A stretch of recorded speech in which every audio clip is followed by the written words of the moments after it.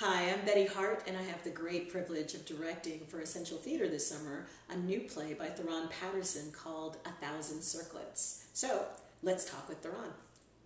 How you doing, Betty? I'm good. Good. So, this play was selected as the Georgia Playwright winner for Essential Theater. It was. Who knew? I know. So, tell us what that was like, you know, because you were an actor before, now you're a playwright. This is your first produced play. Yeah. How do you feel?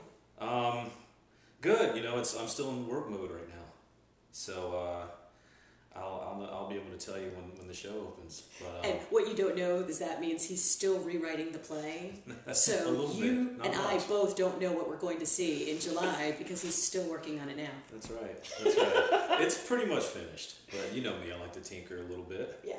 Fix things, shape things. So when we have our read through, you know, we'll kind of after that we'll know pretty much what we're going to have.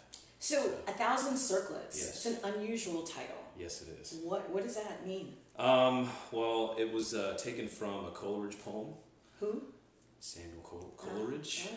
And I was reading poetry. I was blocked and reading some stuff and just kind of wanted to play around and write a little bit. And I came across the poem, and there's a section in the poem that talks about the images being disturbed and sort of breaking apart, and then coming back together again. And you know, that's such a great metaphor for family. We kind of split up and come back and split up and come back. So that's where the title came from, and that was kind of one of the things that kind of anchored me through the whole play, writing it. So would you say that the play is about family? Yes, definitely about family. All about family. You know, our drama, our laughing and loving and fighting and all that good stuff. So, yeah. So, how much of your family is in this family? Oh, Lord, you're going to ask me that. Yep, I am. None. You know, I mean, of course, there's things that have jumped in there, but I'm not going to tell you what. But yeah. You know, there's certainly Liz's strength is modeled after my mom's. You know, she raised two knucklehead boys, so she had to kind of rule with an iron fist, and Liz kind of follows that mold as you know, all of our mothers do. So, you know. Okay. So, in a snapshot, how would you describe the plot of this play? Ooh, that's hard. Plot of the play. The family, when we meet the family, they're spread apart. Some of the kids are gone, they've been traveling, working. But the crux of the play is that we have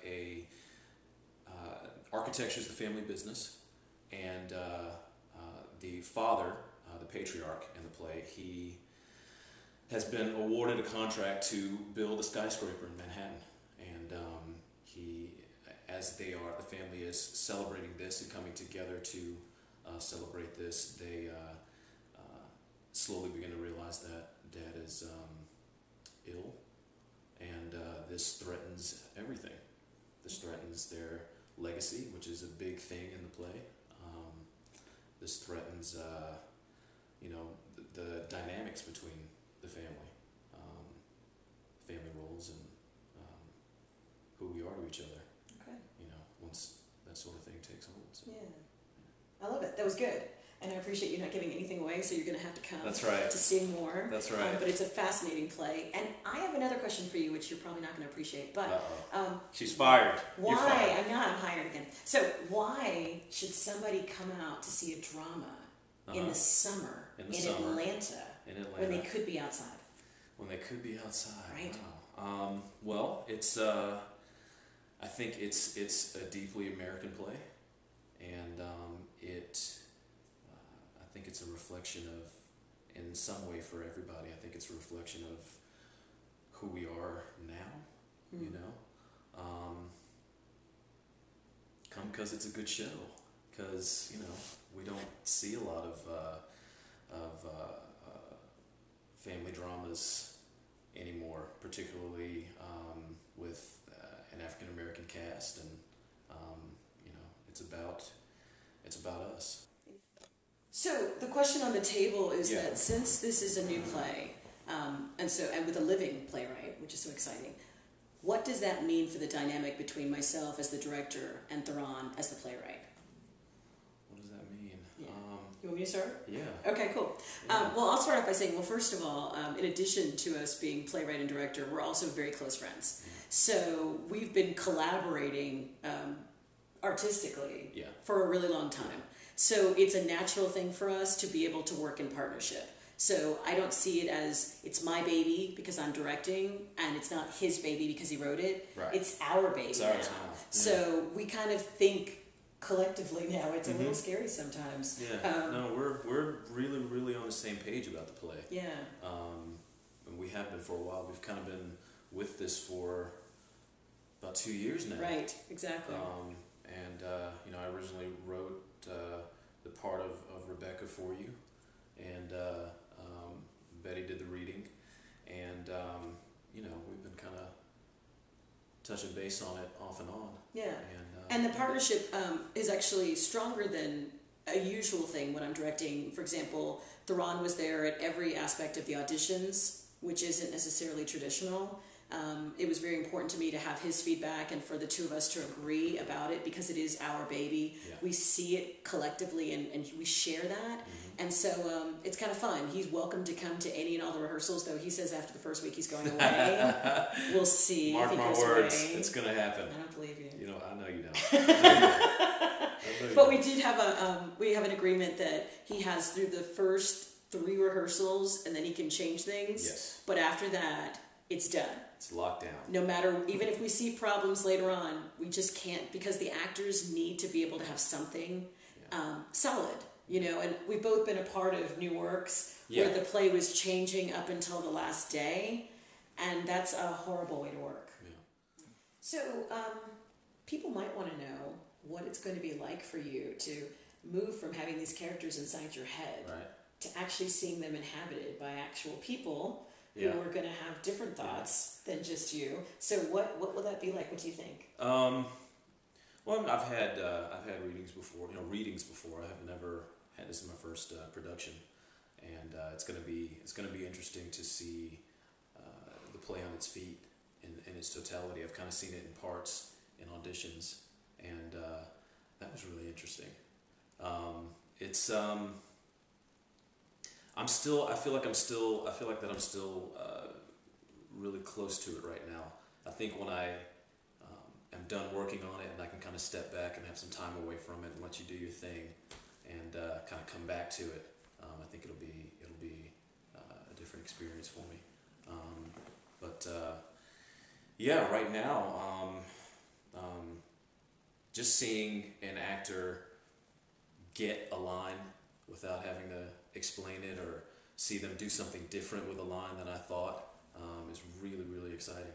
That makes me feel like the play has an opportunity to sort of live beyond, a single production. Absolutely. That other actors can take it and find other interpretations in it and find new life in it, which is what we want. And I think Theroun's different from a lot of playwrights because he's both an actor and a playwright. And so a playwright has the life of the mind, but an actor does exactly what his play is supposed to do. An actor inhabits the roles, and so both sides. So I think that's going to allow you to kind of see different things and perhaps not be disappointed when someone goes in a different direction than what you would have intended, because you understand the creative process a little differently. Right. I think as long as an actor is in the moment and is reacting honestly and is reacting with the text. I don't have a problem with them doing something a little differently or something that I didn't consider. So, I'm excited about those little things. And you brought up that you were excited once you were in the audition setting and you got to see people actually speaking the words and being brought to life. So let's talk a little bit about that callback process for you. Right. What was that like to see all these different people come in, really talented people, come in and begin to work with your words? Well, first of all, it was interesting just being on the other side of the table, to see actors come in and see and be able to identify with them being nervous or coming in and making big choices or not making big choices and that sort of thing. But just to see them come in and take the language and do something, and then see somebody else come in and do something completely different was very interesting. It was nice to kind of sit and also watch you give people direction and have them kind of change their focus and that sort of thing. That's the director brain I don't have, so it was a huge learning experience.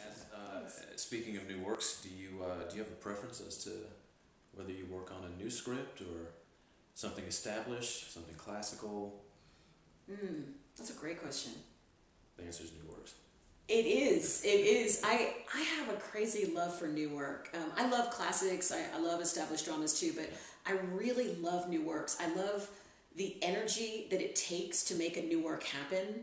I love getting to ask the questions of the playwright that perhaps the playwright hadn't thought about, or crystallizing something for the playwright so that they can make it even better. Right. I love being a part of that process, and I love being able to take something that's never been done, have a vision for it, give it to actors, and then see it come to life and know that no one's ever done that before. I do. I kind of like putting my mark on it. So, I love new work. Yeah. Can you speak about your vision for this play?